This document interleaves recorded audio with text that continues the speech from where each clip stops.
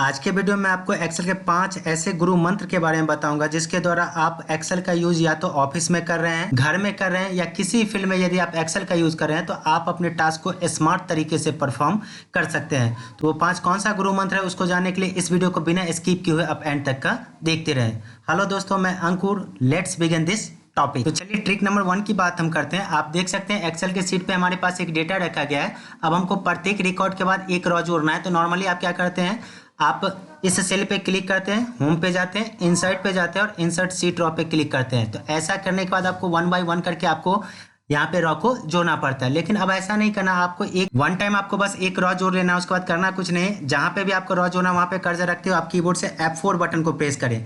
जैसे F4 button को press किया, देख सकते हैं मैं जितना बार F4 बटन प्रेस करते जा रहा हूँ उतना खाली रो यहाँ पे जुड़ता जा रहा है। एक और एग्जाम्पल मैं देना चाहूँगा। जैसे मान लीजिए मैं यहाँ पे इस सेल में कोई हाईलाइटेड कलर लगा देता हूँ। अब इस हाईलाइटेड कलर को हमको अलग अलग सेल में लगाना है, तो उस सेल पे कर्सर रखते हो, आपको कीबोर्ड से F4 बटन दबाना है। तो देख सकते हैं स्मार्ट तरीके से आपने लास्ट एक्शन जो भी लिया होगा उस एक्शन को यहाँ पे आप रिपीट कर सकते हैं। एक और एग्जांपल देते हैं। मान लीजिए मैंने इस सेल वाले टेक्स्ट को बोल्ड कर दिया। अब मान लीजिए अलग अलग सेल में जो टेक्स्ट है उसे मुझे बोल्ड करना है, तो अब आपको बार बार बोल्ड ऑप्शन को यूज करने की जरूरत नहीं। सिंपली आपको उस सेल को सेलेक्ट करना और कीबोर्ड से F4 बटन प्रेस करना है। तो जैसे आप F4 बटन प्रेस कीजिएगा, आपने लास्ट एक्टिविटी जो भी एक्सेल में किया होगा, तो F4 बटन क्या करता है ना, आपके लास्ट एक्टिविटी को बार बार रिपीट करने का काम करता है। तो इस प्रकार आप एक्सेल के सीट पे जो भी एक्टिविटी लास्ट टाइम किया होगा, F4 उस एक्टिविटी को बार बार रिपीट करने का काम करेगा। तो इस प्रकार F4 की मदद से आप अपने अंतिम एक्टिविटी को या लास्ट एक्टिविटी को बार बार रिपीट कर सकते हैं। चलिए अब हम बात करते हैं ट्रिक नंबर 2 पे। बड़ा ही कमाल का ट्रिक है। अगर आप ये ट्रिक सीख जाएगा तो आप अपने डेटा को स्मार्ट तरीके से फिल्टर कर सकते हैं। तो नॉर्मली डेटा को फिल्टर करने के लिए आप control shift L button press करते हैं और जैसे प्रेस करते हैं तो आपके डेटा में फिल्टर लग जाता होगा। उसके बाद आप जिस फील्ड के अकॉर्डिंग डेटा को फिल्टर करना चाहते हैं उस फील्ड के अकॉर्डिंग कर सकते हैं। लेकिन अब आपको ऐसा फिल्टर यूज करने की कोई ज़रूरत नहीं है। यहाँ पे हम लोग फिल्टर में यूज करेंगे ऑटो फिल्टर का। तो ऑटो फिल्टर को यूज करने के लिए सबसे पहले आपको ऑटो फिल्टर को यहाँ क्विक एक्सेस टूलबार में जोड़ना होगा। तो क्विक एक्सेस टूलबार में जोड़ने के लिए सिंपली आपको फाइल पे जाना है। फाइल पे जाने के बाद आपको ऑप्शन पे जाना है और ऑप्शन पे जाने के बाद यहाँ पे एक ऑप्शन आपको दिख जाएगा जिसका नाम होगा आपके लिए क्विक एक्सेस टूलबार। सिंपली इस पे क्लिक करेंगे और यहाँ पे पॉपुलर कमांड पे क्लिक करते हुए यहाँ पे आपको ऑल कमांड सेलेक्ट कर लेना है। अब चूंकि हमको ऑटो फिल्टर यहाँ पे यूज करना है तो सिंपली एक ऑप्शन को सेलेक्ट करते हुए कीबोर्ड से ए बटन प्रेस करेंगे।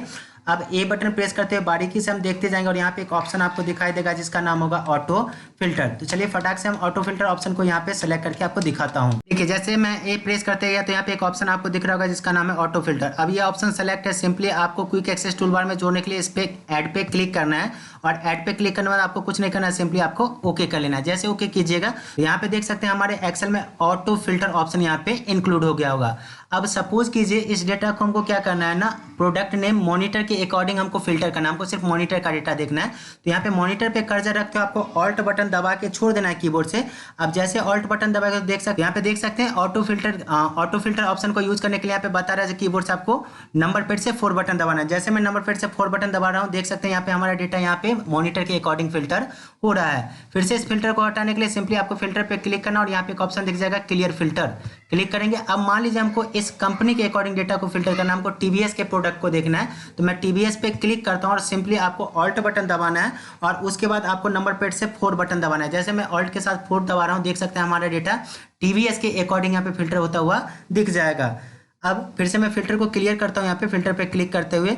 तो आप इस प्रकार जिस फील्ड के अकॉर्डिंग अपने डेटा को फिल्टर करना चाहते हैं, जैसे मान लीजिए हमको प्राइस के अकॉर्डिंग डेटा को फिल्टर करना है। हम देखना चाहते हैं जो 12,000 प्राइस किस किस प्रोडक्ट का है। तो मैं 12,000 वाले सेल पे कर्सर को रखते हुए ऑल्ट बटन दबाता हूँ और उसके बाद नंबर पैड से 4 बटन दबाता हूँ।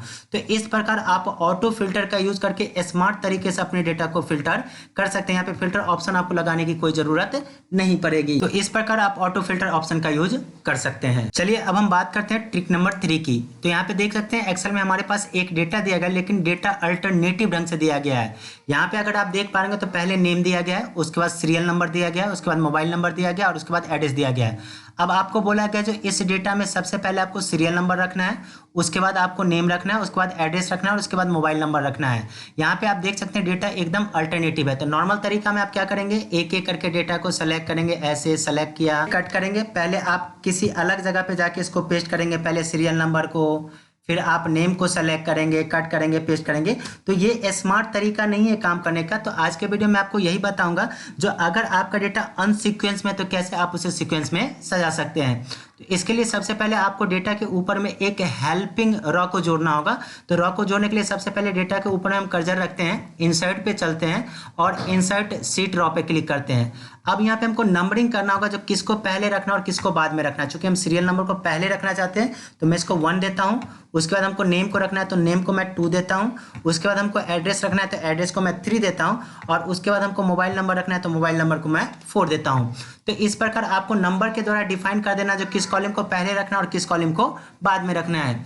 अब करना कुछ नहीं, इस डेटा में कर्सर को रखते हुए आपको सिंपली यहाँ पे होम टैब में सॉर्ट एंड फिल्टर ऑप्शन पे जाना है और यहाँ पे आपको कस्टम सॉर्ट पे क्लिक करना है। अब जैसे ही कस्टम सॉर्ट पे क्लिक किया तो आपके सामने एक पॉपअप विंडो खुल के आ जाएंगे।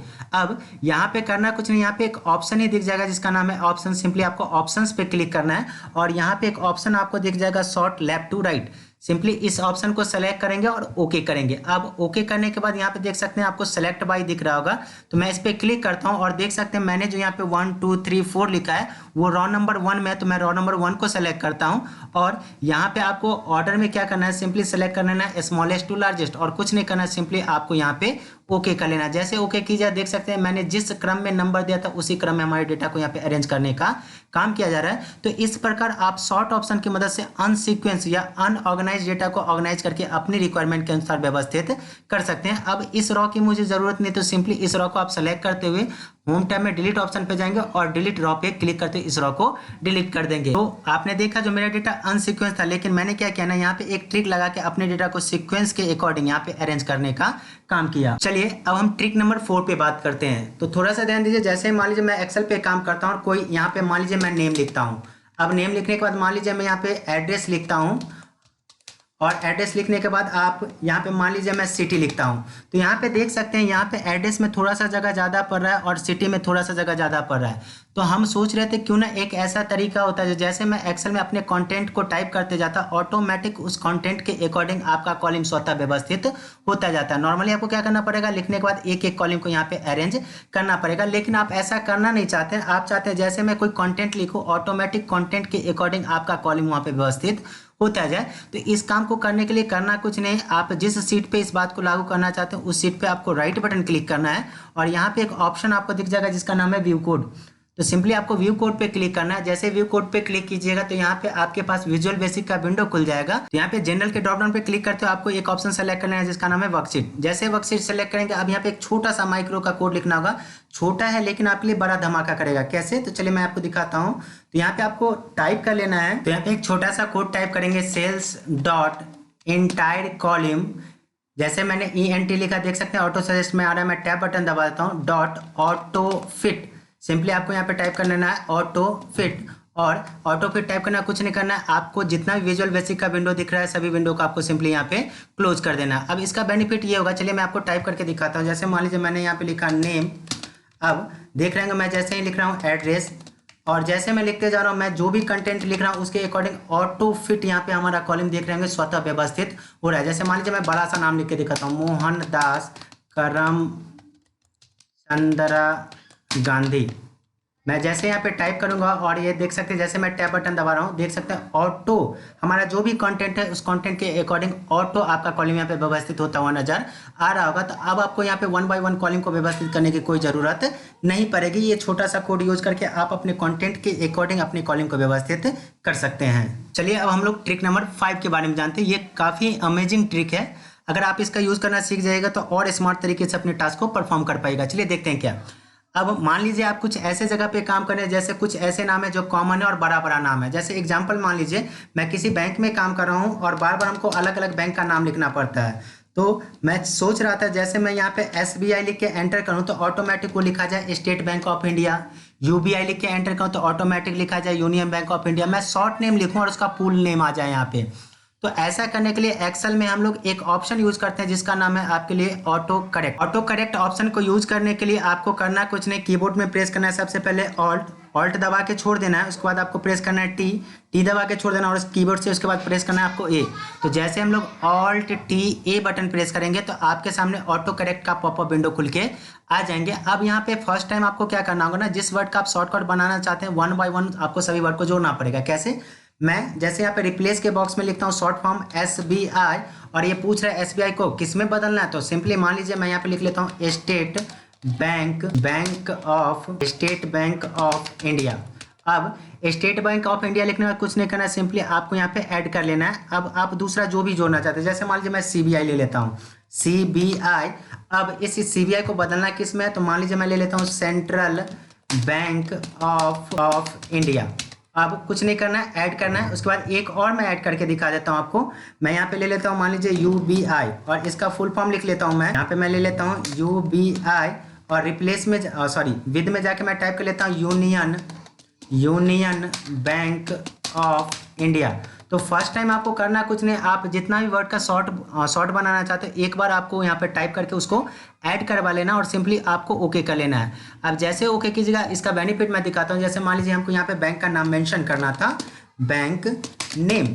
अब कुछ नहीं करना है, जैसे मान लीजिए मैं यहाँ पे टाइप करता हूँ SBI और एंटर बटन हिट करते हैं, देख सकते हैं ऑटोमेटिक वो बदल रहा होगा स्टेट बैंक ऑफ इंडिया। जैसे मान लीजिए मैं UBI लिख के एंटर लेता हूँ, देख सकते हैं यूनियन बैंक ऑफ इंडिया हो रहा है। जैसे मैं CBI लिख के एंटर लेता हूँ तो सेंट्रल बैंक ऑफ इंडिया हो रहा है। तो मैंने यहाँ पे बैंक का एग्जांपल लिया, आपके डेटा के अकॉर्डिंग कोई भी नाम हो सकता है।